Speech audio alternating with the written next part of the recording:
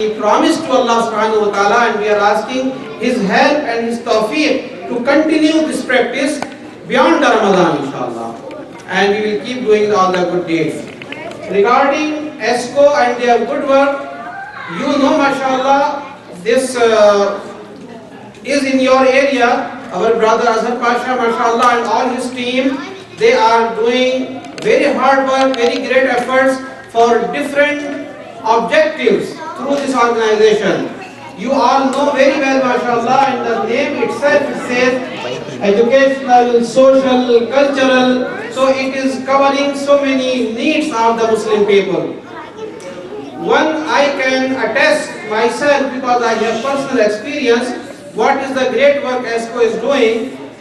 Brother Azhar Pasha and I talked about one project that is for the training center for our sisters, Muslim sisters who are either widows or orphan girls, or those who belong to very less fortunate families, underprivileged families.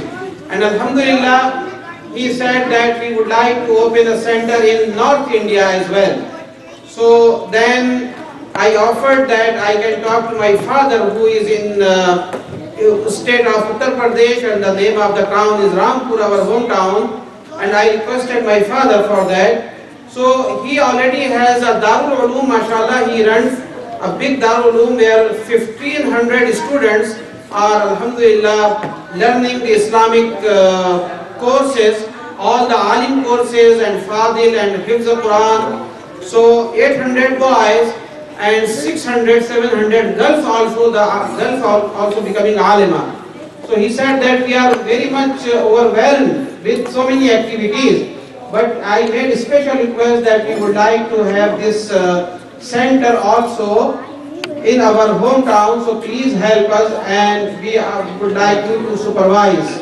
So alhamdulillah, he accepted the request, and we started one center in Rampur UP, with Furqania, because this is the name of the Darul Uloom, Furqania Vocational Training Center.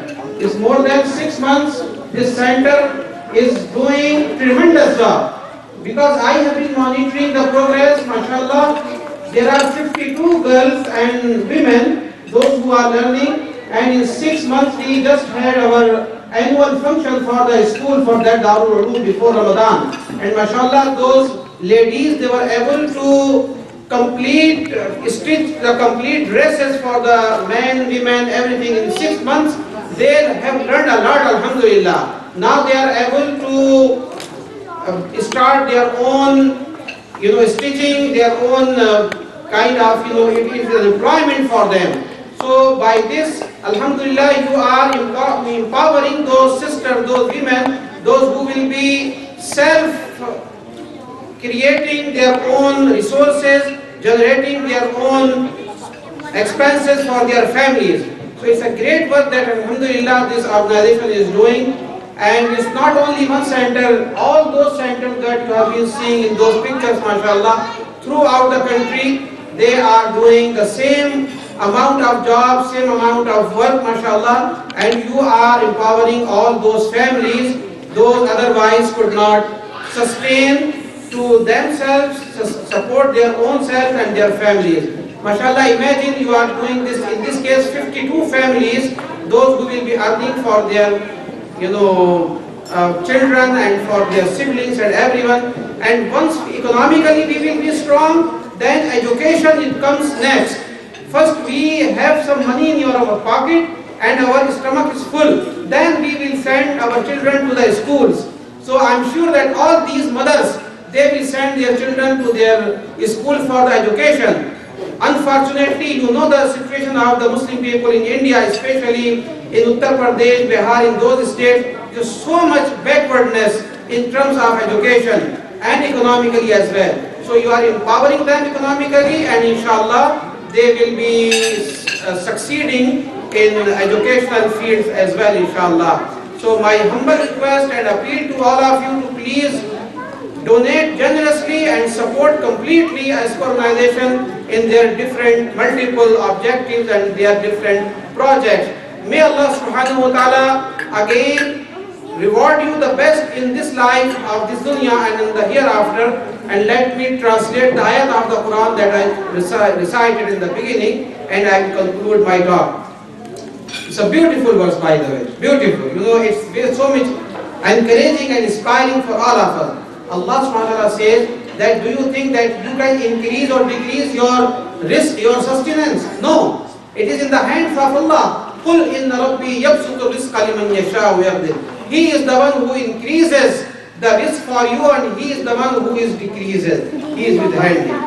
And then what is the promise of Allah after that? وَمَا أَنفَقْتُم مِّن شَيْءٍ فَهُوَ يُخْلِفُهُ. Whenever you spend in the path of Allah subhanahu wa ta'ala, anything, your cash, your donation, in any form, right away Allah subhanahu wa ta'ala will compensate all those donations that you have been doing. Apparently it seems that we are making this money from our pocket, our wallet, and it is decreasing, but we don't know what is going on behind the scene, in the background. There is Allah subhanahu wa ta'ala. Have you heard about the Zamzam water? For almost 5,000 years it is been giving the water, but the science is a scientific report about that. So many millions of the gallons of the water people they are taking out of the Zamzam. It takes only 8 minutes or 10 minutes that it compensates again, and the water level comes on the top.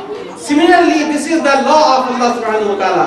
Whenever you pay in your charity, in your zakat, in your sadaqat, in your donations, helping or the good causing, from one side you are giving, from the other side Allah subhanahu wa ta'ala will fulfilling, replenishing and compensating your wealth. May Allah increase in your wealth, inshallah. May Allah increase in your sustenance, in your risk.